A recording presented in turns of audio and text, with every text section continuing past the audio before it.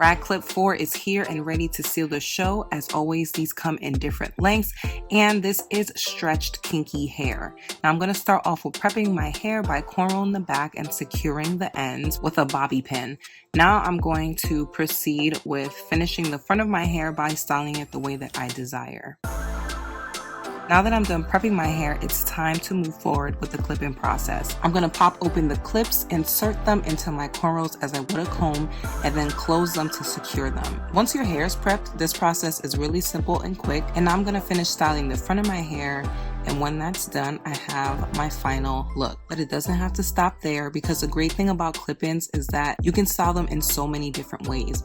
So now I'm going to do a half up, half down hairstyle, and then add some hair accessories for some extra flair.